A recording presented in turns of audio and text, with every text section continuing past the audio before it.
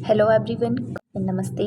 सो जैसा कि आप लोगों को पता है, as you know, we are discussing UPSC previous year questions paper.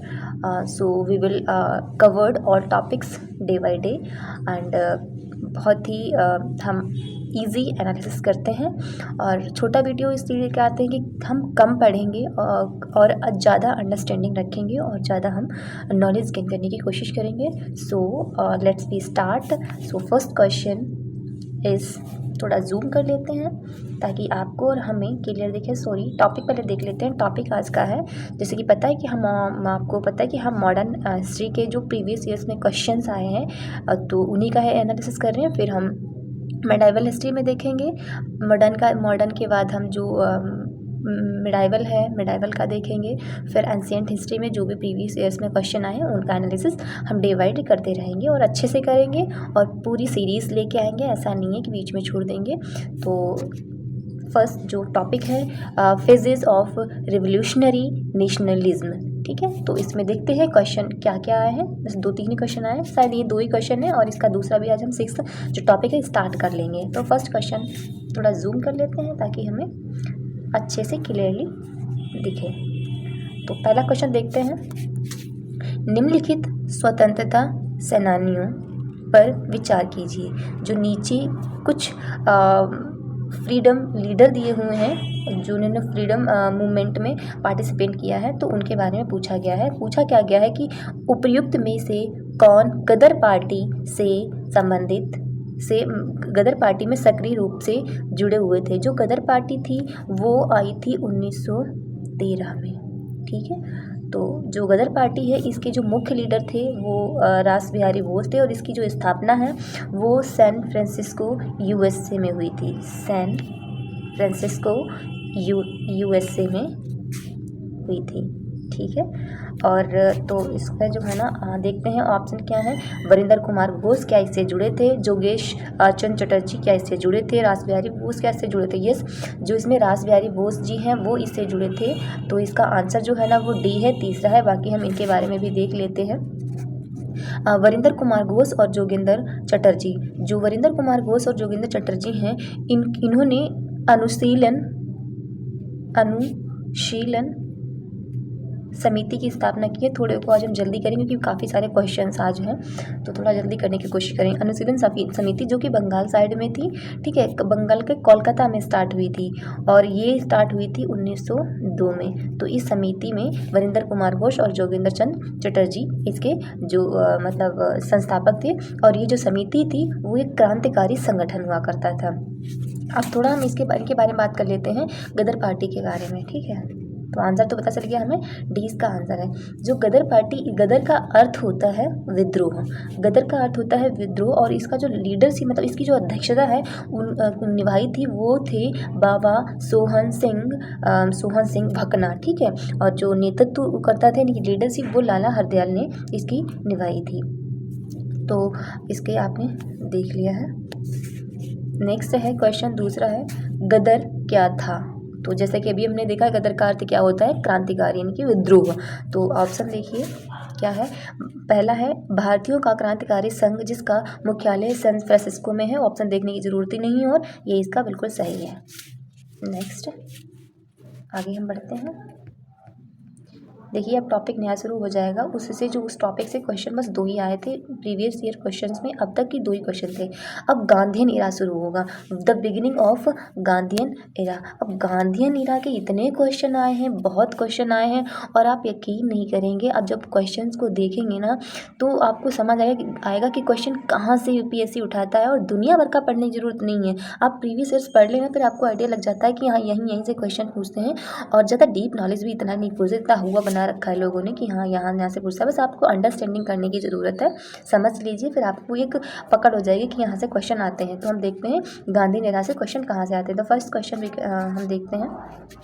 First question है, भारत सरकार अधिनियम 1919 में प्रांतीय सरकार के कार्य आरक्षित रिजर्व जिसको बोलते थे, और आंतरिक जिसको ट्रांसफर्ड बोलते थे, विषयों के अंतर्गत बांटे गए थे। जो 1919 का एक्ट आया था भारत सरकार अधिनियम में, उसमें प्रांतीय सरकार हुआ करती थी, उसमें जो कार्य है ना, प्रांतीय सरकार जो कार्य है वो दो में डिवाइड किए गए थे। एक थे रिजर्व्ड और एक थे ट्रांसफर्ड। जो रिजर्व थे वो जो मंत्री वगैरह होते थे उनके पास हुआ करते थे, और जो ट्रांसफर्ड थे जो मतलब ऐसे ही जो लीडर जीत करके आते थे उनके पास हुआ करते थे। तो उन्होंने पूछा है कि निम्नलिखित में से, क्वेश्चन में पूछा गया है कि निम्नलिखित में से आरक्षित यानी कि जो रिजर्व्ड सब्जेक्ट थे वो कौन कौन से थे।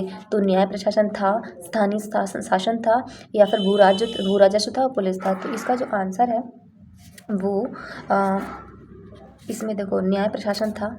जो आरक्षित मैं आपको बताती हूँ, न्याय प्रशासन था, भू राजस्व था और पुलिस था। स्थानीय स्वशासन जो था वो ट्रांसफर में था। एक बार मैं आपको और क्लियर कर देती हूँ। तो इसका आंसर कौन सा हो गया, फर्स्ट सही है, थर्ड सही है, फोर्थ सही। देखो ऑप्शन में कहीं है फर्स्ट, हाँ इसका आंसर सी है। तो मैं आपको कुछ बता देती हूँ। जो आरक्षित सब्जेक्ट थे उनमें न्याय था, जो आरक्षित थे न्याय था, पुलिस था, यानी कि भू राजस्व था, सिंचाई थी, सिंचाई कानून था, और जो ट्रांसपोर्ट थे, ट्रांसपोर्ट में जो सब्जेक्ट थे वो स्थानीय स्वशासन था, शिक्षा था, ठीक है, और सार्वजनिक स्वास्थ्य था, कृषि, वन, मत्स्य पालन था। आप जो ये सब्जेक्ट है इनको बिल्कुल ऐसे ही समझ सकते हैं जैसे कि आज हमारी जो भाग 7th के थ्रू, भाग 7th में 3 लिस्ट दी गई हुई हैं। एक है सेंटर जिसको संघ की बोलते हैं कि स्टेट, और एक कॉन्करेंट लिस्ट है। तो इसी तरह से उस टाइम भी सब्जेक्ट बांटे हुए थे, ठीक आप इसी तरह से सिमिलरली समझ सकते हैं। नेक्स्ट क्वेश्चन है 2nd नंबर का क्वेश्चन, हम देखते हैं। तो बहुत टाइम लगा दिया हमने फर्स्ट क्वेश्चन पे ही, हम जल्दी करेंगे थोड़ा। तो दूसरा है क्वेश्चन, निम्नलिखित कथन पर विचार कीजिए। कथन क्या है, पहला कथन है कि 1919 के मॉन्टेग्यू चेम्सफोर्ड सुधार में 21 वर्ष से अधिक आयु की सभी, मैंने आपको बताया जहाँ सभी आ जाए, संपूर्ण आ जाए, बिल्कुल आ जाए, है ना, तो मतलब कुछ की होते हैं तो वो मोस्टली 90% गलत ही होते हैं। तो यहाँ पर भी देखते हैं सभी महिलाओं के लिए मताधिकार की संतुति की गई थी, नहीं ये गलत है। सभी महिलाओं के लिए नहीं की गई थी, सभी बल्कि महिलाओं के लिए या फिर जो है ना वोटिंग पावर तो दी गई थी, लेकिन कुछ लिमिटेड ये वोटिंग पावर थी, ठीक है। ये जो वोटिंग पावर थी ये बहुत ही लिमिटेड थी। 1918 में जो एक संवैधानिक सुधारों की घोषणा की गई, ठीक है, फिर जिसे मॉन्टेग्यू चेम्सफोर्ड सुधार कहा गया, और इसमें महिलाओं को वोट देने का अधिकार मिला, लेकिन सभी को नहीं। इसमें वोटिंग जो है ना वो सार्वभौमिक नहीं था, बल्कि क्या था, जैसे जिसके पास शिक्षा थी, संपत्ति या फिर कर के आधार पर ही सीमित संख्या में वोट देने का अधिकार दिया गया था। तो ये पहला तो गलत हो गया। दूसरा देखते हैं, 1935 के गवर्नमेंट ऑफ इंडिया एक्ट में विधानमंडल में महिलाओं के लिए आरक्षित स्थानों का प्रावधान किया गया था। तो यहाँ ये बिल्कुल देखो सही है। इसमें क्या था कि भारत सरकार अधिनियम जो 1935 था उसमें ने दलित वर्ग हो गया, महिला हो गई, श्रमिक हो गई, इनके लिए निर्वाचक मंडल यानी कि अलग से निर्वाचक मंडल प्रदान किया गया था। और यहीं से कहीं ना कहीं जो सांप्रदायिकता है ना, सांप्रदायिक मतलब जो बड़ा सांप्रदायिकता को बढ़ावा मिला। तो इसका बी है बिल्कुल सही यहाँ पर। नेक्स्ट थर्ड है, इनमें से कौन अंग्रेजी में अनुदित प्राचीन भारतीय धार्मिक गीत काव्य सॉन्ग फ्रॉम प्रिजन से संबंधित है। ये जो है ना वो गांधी जी से रिलेटेड है, और गांधी जी ने ये जो है ना यरवदा जेल में जब 1930 में गए थे तब जेल में ही उन्होंने, यरवदा जेल में ही इन्होंने ये गीत काव्य लिखा था, ठीक है। नेक्स्ट हम देखते हैं फोर्थ क्वेश्चन है कि गांधी इरविन समझौता जो कि 1931 में हुआ था, गांधी इरविन समझौता जो कि 19 में हुआ था, ये 5 मार्च थी और 1931 थी। समझौता, क्वेश्चन में है कि समझौते में निम्नलिखित में क्या सम्मिलित था। तो पहले मैं आपको बताते गांधी इरविन समझौते में क्या सम्मिलित था।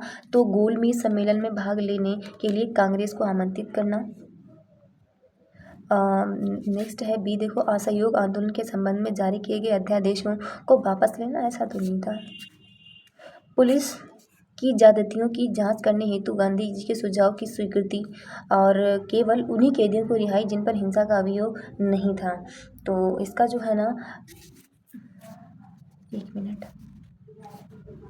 इसमें हाँ, तो ये पहला बिल्कुल सही है कि गोलमेज सम्मेलन में भाग लेने के लिए कांग्रेस को आमंत्रित किया गया था। दूसरा, असहयोग आंदोलन के संबंध में जारी किए गए अध्यादेश को वापस लेना, ये नहीं, हाँ ये माना गया था, ये नहीं माना गया था। पुलिस की ज्यादतियों की जांच करने हेतु गांधी के सुझाव की स्वीकृति, ये इन लोगों ने नहीं माना था।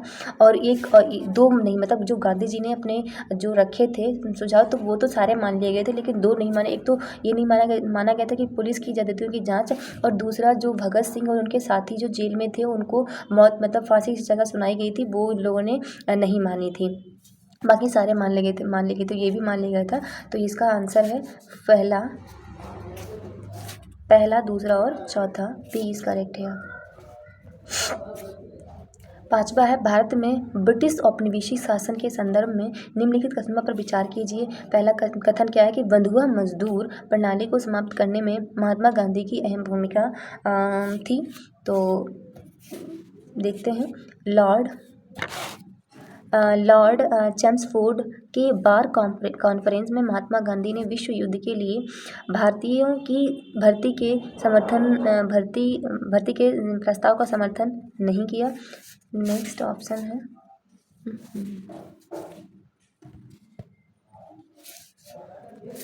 भारतीय लोगों द्वारा नमक कानून तोड़ने के परिणाम स्वरूप भारतीय राष्ट्रीय कांग्रेस को औपनिवेशिक शासकों द्वारा अवैध घोषित कर दिया गया था, ये सही है।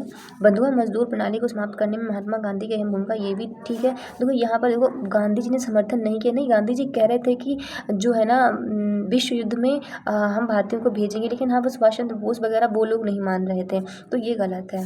तो इसका जो आंसर होगा first and third, B is correct है। नेक्स्ट है 6th क्वेश्चन, स्वदेशी आंदोलन जो कि 1905 में बंगाल विभाजन के टाइम में हुआ था। स्वदेशी आंदोलन के संदर्भ में निम्नलिखित कथन पर विचार कीजिए। पहला ऑप्शन है, इसने देशी शिल्पकारों के कौशल और तथा उद्योगों को पुनर्जीवित करने में योगदान दिया, बिल्कुल सही, क्योंकि स्वदेशी जब आंदोलन चला था तो स्वदेश का मतलब ये कि स्वदेशी चीज़ों को अपनाओ और जो अंग्रेजों की चीज़ें हैं उनका बहिष्कार करो। तो खुद के कौशल अपने मतलब निकल के आ रहे थे, अपनी इंडस्ट्री वगैरह लगा रहे थे। दूसरा है कि स्वदेशी आंदोलन के एक अवयव के रूप में राष्ट्रीय शिक्षा परिषद की स्थापना हुई, ये भी बिल्कुल ठीक है।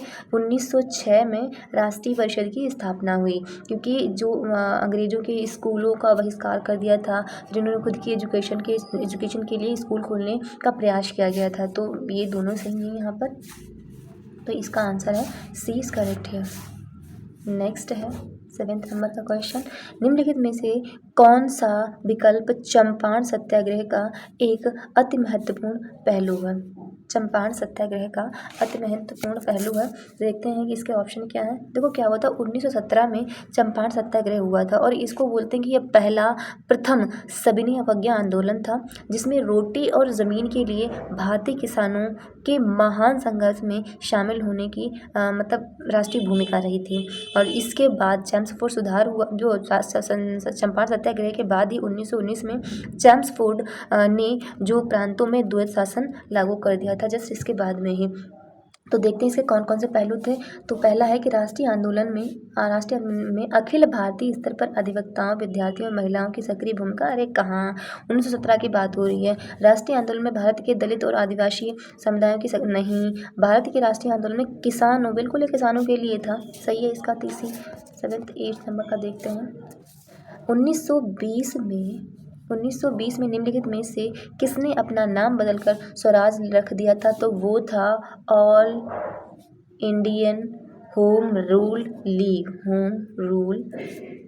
जो कि 1916 में कौन, एनी बेसेंट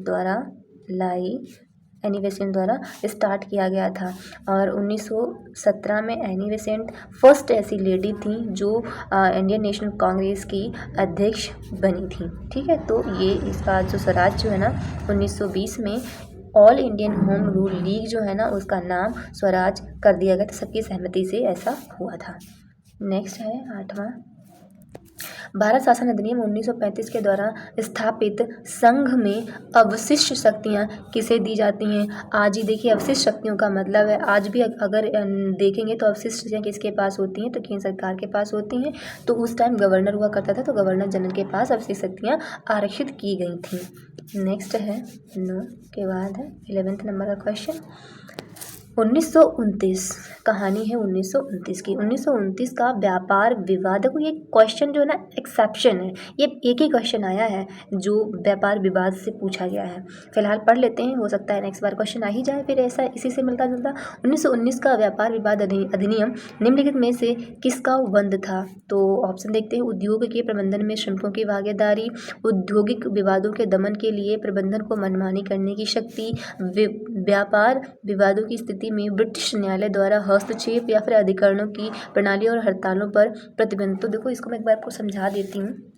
इसमें क्या हुआ था, जो व्यापार विवाद अधिनियम 1929 था, जो इसका उद्देश्य क्या था कि विवादों की जांच करना, उनका निपटान करने की जो दृष्टि से कोर्ट ऑफ इंक्वायरी और बोर्ड ऑफ सुलह की स्थापना की गई थी। ठीक है, तो इसके यही प्रावधान थे कि मतलब सुलह वगैरह कराएंगे। लेकिन क्या हुआ इसमें डी वाला देखिए आपने, इस जो ट्रिब्यूनल था की प्रणाली और हड़तालों पर प्रतिबंध लगा दिया कि आप किसी प्रकार के मतलब जो हड़ताल करेंगे उन पर प्रतिबंध लगा दिया गया था। तो इसका आंसर है D is correct here. 11th number का देखते हैं। भारतीय इतिहास के संदर्भ में द्वैध शासन अभी हमने देखा था 1919 में आया था। तो द्वैध शासन का सिद्धांत किससे संबंधित है? तो केंद्रीय विधायिका का 2 सदन में विभाजन नहीं, दोहरी सरकार नहीं, शासकों के 2 समूह हैं, एक लंदन नहीं, प्रांतों को सौंपे गए विषयों का बिल्कुल विभाजन 2 श्रेणियों में, एक रिजर्व था, एक ट्रांसफॉर्म था। ठीक है, तो इसका आंसर डी है, करेक्ट है। नेक्स्ट है 20th नंबर का। 2027 की बटलर समिति का उद्देश्य क्या था? तो इसमें है, देख लेते हैं। पहला ऑप्शन है केंद्र और प्रांतीय सरकारों के अधिकार क्षेत्र को परिभाषित करना, नहीं।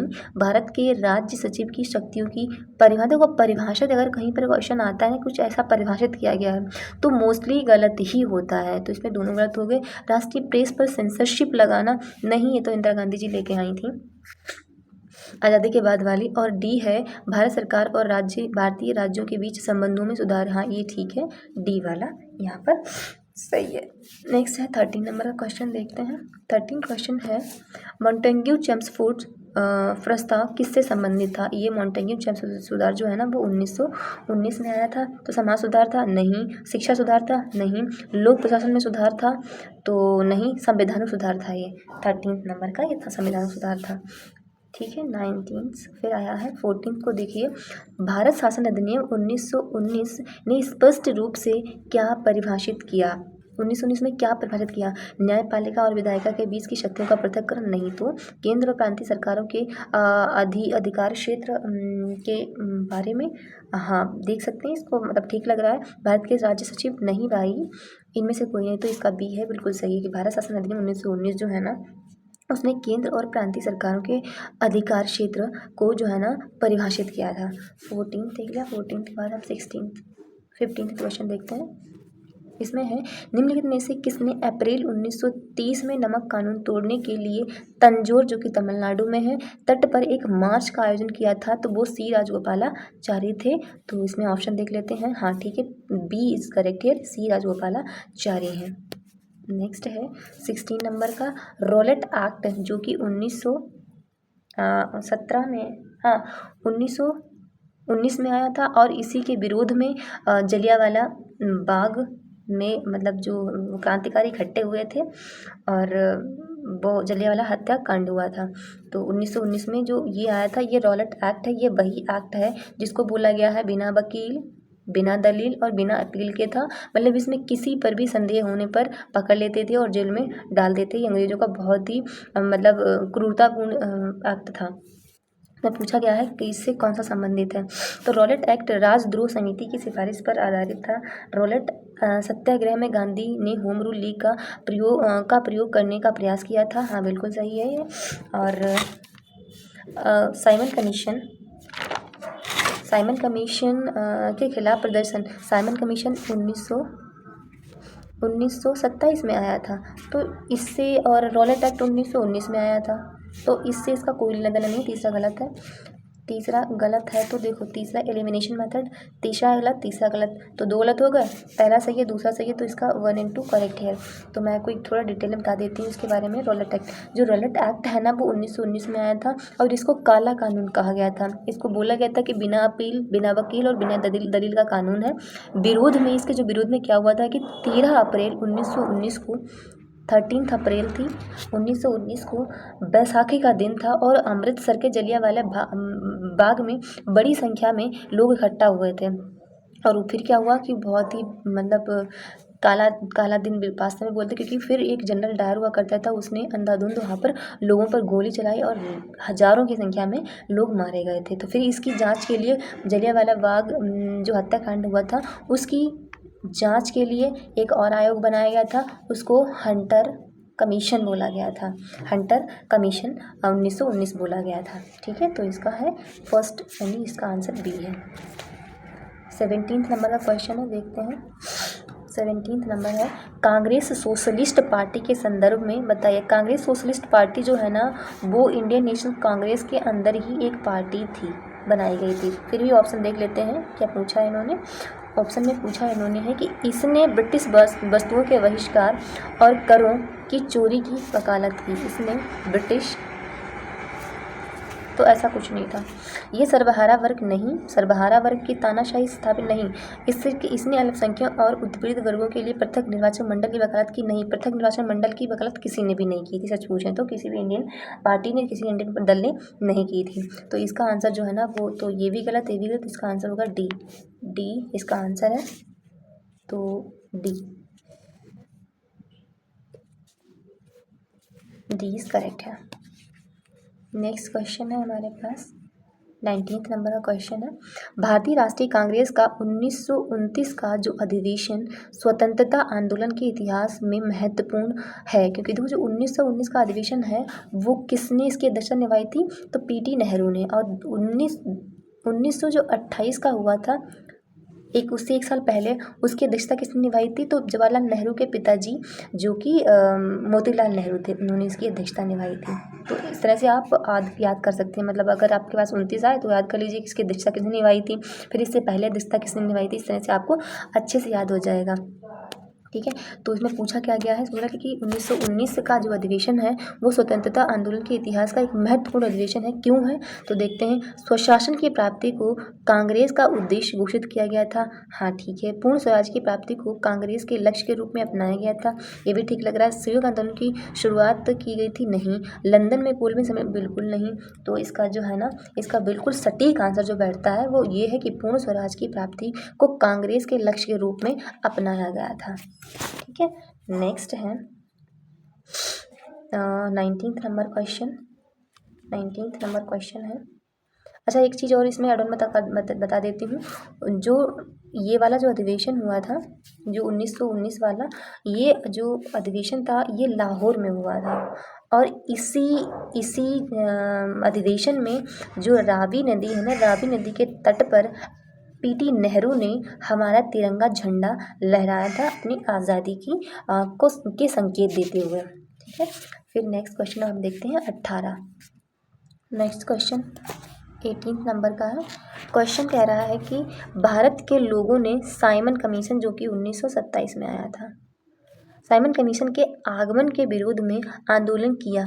क्यों किया, क्योंकि इसमें सारे श्वेत लोग थे और भारत का कोई भी नहीं था, तो इसीलिए हुआ था। ऑप्शन देख लेते हैं किसमें ये सटीक बैठता है। तो भारतीय कभी नहीं चाहते थे कि 1919 के अधिनियम की कार्य प्रणाली की समीक्षा हो। बहुत अच्छे से हम चाहते थे कि समीक्षा हो, और बल्कि हम चाहते थे कि सिर्फ इसमें अंग्रेज ही ना हो, इस समीक्षा में भारतीय लोग भी शामिल हो, ताकि जो समीक्षा है वो निष्पक्षता से हो सके। तो ये तो गलत हो गया। बी है, साइमन कमीशन ने प्रांतों में द्वैध शासन को समाप्त करने की सिफारिश की थी, इसका कोई लेना देना नहीं था। सी है, साइमन कमीशन में कोई भारतीय सदस्य नहीं था, इसका आंसर बिल्कुल ये वाला सही है। ठीक है, 20 नंबर का क्वेश्चन देखते हैं। 1919 के भारत शासन अधिनियम की निम्नलिखित में से कौन सी प्रमुख विशेषताएं हैं। पहली है कि प्रांतों की कार्यकारिणी सरकार में द्वैध शासन की व्यवस्था की गई थी। हाँ, की गई थी। मुसलमानों के लिए पृथक सांप्रदायिक निर्वाचक मंडल की व्यवस्था की गई थी। देखो ये गलत है। हाँ, मुसलमानों के लिए पृथक सांप्रदायिक निर्वाचक मंडल की व्यवस्था की गई थी, लेकिन वो की गई थी 1908 में, बहुत पहले ही कर दी गई थी। ठीक है, नेक्स्ट ऑप्शन है तीसरा, केंद्र द्वारा प्रांतों को विधायी शक्तियों का हस्तांतरण किया गया था। तो हम देखते हैं, देखो दूसरा हमारा गलत है, तो एलिमिनेशन मेथड अपनाते हैं। एलिमिनेशन मेथड होता है कि दो गलत है तो ऑप्शन कौन कौन से गलत कर सकते हैं। दो इसमें है तो ये तो हो नहीं सकता, दो इसमें है तो ये तो हो नहीं सकता। हमें पता है कि पहला हमारा सही है और तीसरा भी सही है, तो इसका आंसर सी करेक्ट है। नेक्स्ट हम देखते हैं 21st क्वेश्चन। इसमें है रोलेट एक्ट का उद्देश्य था। तो ऑप्शन देखते हैं, जो 21st नंबर का क्वेश्चन है। इसमें है युद्धों के प्रयासों के लिए अनिवार्य आर्थिक सहायता, नहीं ऐसा कुछ नहीं था। परीक्षण के बिना कारावास, हाँ यही तो था, बिना वकील, बिना दलील, बिना अपील, मतलब बिना परीक्षण के ही कारावास में, और परीक्षण के लिए सारांश प्रक्रिया, यही इसका बी आंसर सही है। नेक्स्ट है 22 का जो है, देखते हैं क्वेश्चन क्या है कि भारतीय राष्ट्रीय कांग्रेस का लाहौर अधिवेशन जो कि 1929 में हुआ था, अभी हम ऊपर इसको पढ़ के आए हैं, देखो रिपीट हो रहे हैं क्वेश्चन, जो कि किसने, पीटी नेहरू ने इसकी अध्यक्षता की थी। इसी टाइम में जो लाहौर में जो रावी नदी के तट पर तिरंगा झंडा पीटी नेहरू ने लहराया था। इसमें क्या पूछा गया था कि इतिहास में बहुत महत्वपूर्ण है, क्यों है, क्योंकि कांग्रेस ने पूर्ण स्वतंत्रता की मांग करते हुए एक प्रस्ताव पारित किया। देखो ये तो सही है। उस सन में गर्मपंथी और नरमपंथी के बीच की दरार को सुलझा लिया गया था। तो ये तो बहुत पहले ही 1916 में ही सुलझा लिया गया था, और 1905 में अलग हो गए थे। नरम दल गरम दल बट गए थे, फिर 1916 में एक हो गए थे। तो ये तो गलत हो गया। तो देखो एलिमिनेशन मेथड से देखते हैं, तो इसका दूसरा गलत, इनमें से कोई नहीं तो हो नहीं सकता, क्योंकि पहला सही है। तीसरा ऑप्शन और देख लेते हैं कि उस सन में द्विराज सिद्धांत को खारिज करते हुए एक प्रस्ताव पारित किया गया। तो ये वाला सही है, कि इसका सी बिल्कुल सही है। 23rd नंबर का क्वेश्चन है, 1939 में 7 प्रांतों में कांग्रेस मंत्रालयों ने इस्तीफा दे दिया था। क्यों दिया था? क्योंकि उस टाइम क्या हो रहा था, सेकेंड वर्ल्ड वॉर स्टार्ट हो रहा था। ठीक है, और हम भारतीय चाहते थे कि जो अंग्रेजी शासन है वो जल्द से जल्द हमें हमारी जो सत्ता है वो हस्तांतरण कर दे, लेकिन अंग्रेज़ों ने, जो अंग्रेज़ी सरकार थी उसने मना कर दिया। उन्होंने, और बिना ही किसी भी इंडियन लीडर से पूछे, बिना ही किसी दल से उनकी सलाह लिए बिना ये घोषणा कर दी कि भारतीय जो सेना है वो वर्ल्ड वॉर सेकेंड में भाग लेगी। और इस वजह से जो इंडियन नेता थे, लीडर्स थे, वो बहुत ज़्यादा नाराज़ थे, और उन्होंने जो कांग्रेस मंत्रालय से इस्तीफा दे दिया। और इसी दिन को जो जिन्ना थे उन्होंने स्वतंत्र मुक्ति दिवस के रूप में बोला था। तो देखते हैं ऑप्शन, फिर भी देख लेते हैं। कांग्रेस अन्य 4 प्रांतों में मंत्रालय नहीं बना सकी, ऐसा कुछ नहीं था। कांग्रेस में एक वामपंथी के उदय ने, ऐसा भी कुछ नहीं था। उनके प्रांतों में व्यापक सांप्रदायिक अशांति थी, ऐसा कुछ नहीं था। इसका आंसर डी, इसमें से कोई सही नहीं है। 24 का देखते हैं। महात्मा गांधी ने कहा था कि उनकी कुछ सबसे गहन धारणाएं ऑन टू दिस लास्ट नामक पुस्तक में प्रतिबिंबित होती हैं, और इस पुस्तक ने उनके जीवन को बदल डाला। इस पुस्तक का वह, सॉरी गाइस, थोड़ी डिस्टर्बेंस आ गई थी। सो क्वेश्चन देखते हैं 24 नंबर का। महात्मा गांधी ने कहा था कि उनकी कुछ सबसे गहन धारणाएं ऑन टू दिस लास्ट नामक पुस्तक में प्रतिबिंबित होती हैं, और इस पुस्तक ने उनके जीवन को बदल डाला। इस पुस्तक का वह संदेश क्या था जिसने महात्मा गांधी को बदल डाला? तो सुरक्षित व्यक्ति का यह नैतिक दायित्व है कि वह शोषित तथा निर्धनों का उत्थान करे। तो ऐसा नहीं था, मतलब ये लाइन सही है, बट उनकी पुस्तक में ऐसा जो है ना प्रतिबिंबित नहीं हुआ था। बी है, व्यक्ति का कल्याण सबके कल्याण में निहित है, ये वाला बिल्कुल सही है, यही उनकी पुस्तक की छायावृत्ति थी। 24 नंबर का 25th क्वेश्चन है, भारतीय स्वतंत्रता आंदोलन के काल के संदर्भ में नेहरू रिपोर्ट में निम्नलिखित में से किस की अनुशंसा की गई थी? तो 25th जो है ना, वो अनुशंसा क्या की थी, पूर्ण स्वराज की हाँ की गई थी। अल्पसंख्यकों हेतु आरक्षित कुछ नहीं था। संविधान में भारतीयों के लिए मौलिक अधिकार बिल्कुल 1 एंड 3 इज करेक्ट हियर। देखो इसमें जो है ना यूपीएससी ने ये वाला ऑप्शन जो है ना हटा दिया, क्योंकि भारत के लिए पूर्ण स्वतंत्रता, हाँ ये ऑप्शन ठीक था, लेकिन ऑप्शन यूपीएससी ने क्या इसको गलत कर दिया था अपनी आंसर की में, फिर बाद में इसने इस ऑप्शन को ही हटा दिया। तो इसका आंसर फिलहाल में 1 एंड 3 करेक्ट है। 26 का देखते हैं। खेड़ा के किसानों के पक्ष में महात्मा गांधी के सत्याग्रह संगठित करने का क्या कारण था? अकाल पड़ने के बावजूद प्रशासन ने भू राजस्व की उगाही स्थगित नहीं की थी, ये वाला सही है। प्रशासन का यह प्रस्ताव था कि गुजरात में स्थायी बंदोबस्त लागू करें, नहीं, ये वाला नहीं, आंसर सही है, ऑप्शन सही है। तो इसका जो आंसर है वो ए इज करेक्ट है। So this is all 26 questions we have discussed. So now we will stop this class. Thank you guys. अपने आसपास सफाई रखिए, सब खुश रहिए, सबको खुश रखिए। यही हमारा मोटिव है। Okay, thank you, bye bye, good.